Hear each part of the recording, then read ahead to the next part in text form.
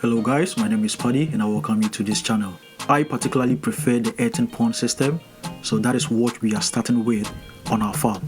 So every venture on the farm starts with a thorough plan, and I believe that if you want to start or construct a fish pond, you'd want to survey the land first to know the right place to position the ponds.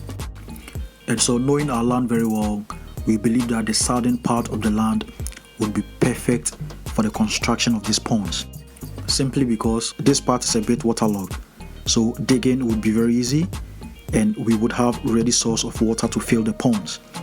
And as well, it's close to the mainland, to the farm, so easy accessibility to the fish ponds. No time to waste, so right after selecting the site, we got to work. Making the dugouts of the fish pond don't necessarily have to be manual. You could simply use an excavator for a faster and precise dugouts. But my guys offered to do it manually, plus they doing it this way is a lot cheaper. So yes, talking about cost management, we agreed for the dugouts to be made manually. The pond sizes we are making measure 50 by 25, and we're making 4 of them, which are going to house roughly 18 to 20,000 fishes. Yeah, so in no time they were able to dig this deep.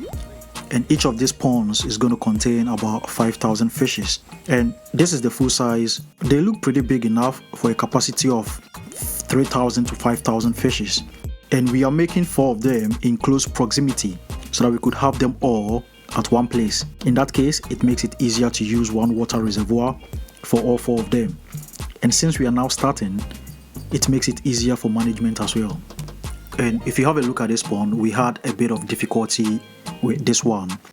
If you can see, water is already coming out as we dig. So here the soil is a bit softer than the other side, and Ali explains that there is a possibility of the fishes digging deep to create hideouts and escaping being harvested on a harvest day. So this side is going to be a bit shallow than the others since we are not digging any deeper.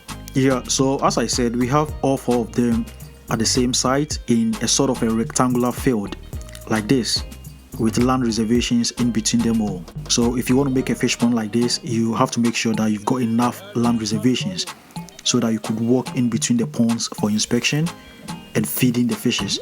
We have these pipes here that are all part of the construction, so we use them to connect all the 4 ponds together for easy distribution of water.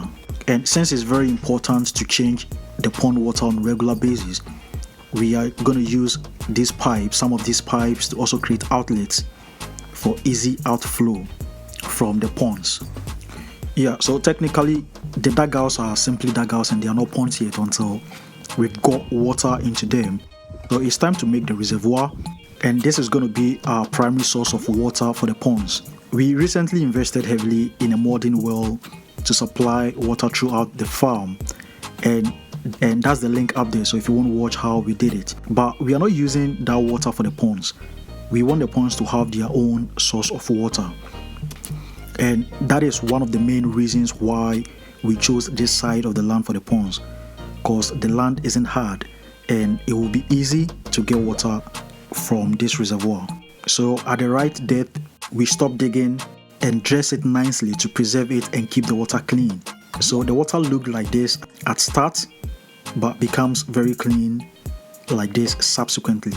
We have our reservoir made and the dugouts made, so it's simply time to make our pipe connections, which is quite a simple task.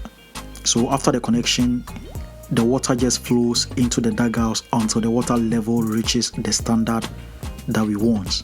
But since the reservoir is so new and the water level can't fill up completely, we have to manually draw some amount of the water to fill the ponds.